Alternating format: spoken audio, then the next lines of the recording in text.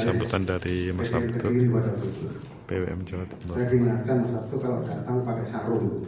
Tapi saya orang paling curiga gitu. Mengingatkan terhadap bagaimana Mas Mukti pernah bilang datang di acara Jamiah NU Kongres NU pakai sarung, ternyata orang itu pakai celana semua. Bisa nggak mau ketipu, saya di mobil bawa celana dan bawa sarung. Ini taktik saya gunakan sehingga saya datang aja dulu nek kono sarungan aku sarungan, aku kono aku celonon. Jangan sampai kita salah model ketika bicara gitu. Harapannya kita datang menghormati, justru kita tidak terhormat, itu kan kacau negara. Dalam pidatonya seorang Kiai Haji Yahya Stakuf itu sangat memukul saya betul. Dia mengatakan NU itu peradaban. Dia mengatakan NU itu peradaban. Kenapa disebut peradaban? Karena orang NU gegeran itu tanpa keluar dari NU. Bisa kita lihat ada Khofifah dan Saifullah Yusuf ketika kontestasi di pemilu pilgub itu. Seorang Khofifah dengan Ipul berkelainya kan tidak guyon, betul-betul berkelahi. Tetapi ketika bicara NU dia duduk bersama, tersenyum, kemudian membangun NU ke depan lebih baik. Beda dengan Muhammadiyah, gegeran metu sak gerombolannya tidak keluar bisa. Artinya dalam konteks ini saya berpikir sederhana. Adakah pola pengkaderan kita salah? Adakah sistem perkaderan Muhammadiyah sudah ketinggalan zaman? Sehingga kita ini kalah dengan saudara muda kita bernama Nahdlatul Ulama, atau yang sering saya sebut dengan Newcastle United. Dan kita adalah Manchester United.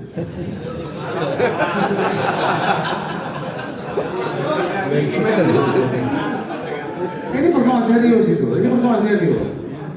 Ketika seorang Yahya Stakuf mengatakan NU itu beradaban, ketika NU konflik tidak keluar dari NU, tapi ketika Muhammadiyah gegeran dikit, beda pendapat, itu aja sudah keluar membuat kelompoknya dan membuat grup tersendiri.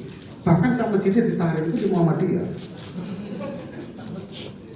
Akhirnya pola ini mendasar. Kenapa sih kemudian organisasi yang dikatakan berkemajuan, pola pikir berdiskusinya bagus, tetapi kemudian tidak muncul militarisme kader ketika bicara tentang perbedaan?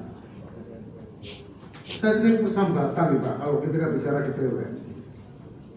Hampir dipastikan Muhammadiyah ini organisasi terbaik di dunia, baik tentang toleransinya.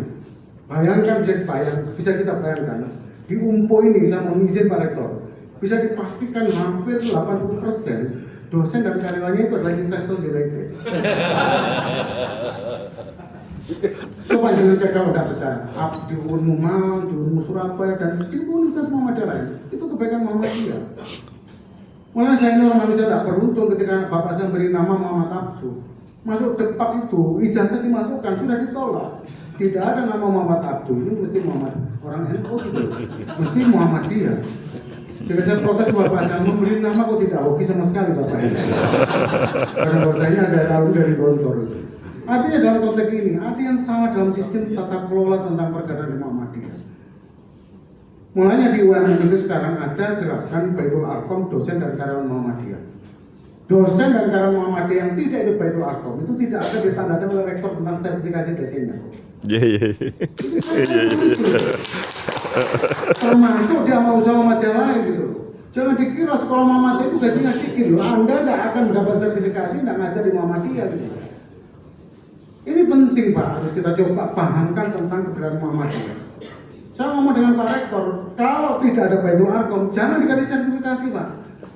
Perintahkan seluruh pegawai amal usaha di UMM itu ketika pulang ke rumahnya itu menjadi pengurus cabang dan ranting.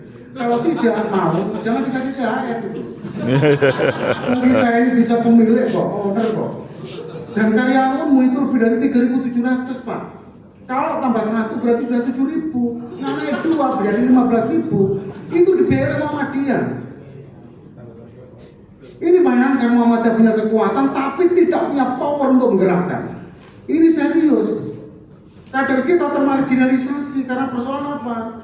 Rata-rata kader Muhammadiyah yang ngajar di Universitas Muhammadiyah itu tidak pernah ngurusi kebangkatan karena dia aktif di aktivis Muhammadiyah. Ketika ada lamaran rektor, belum rektor kepala, mikir semua sudah.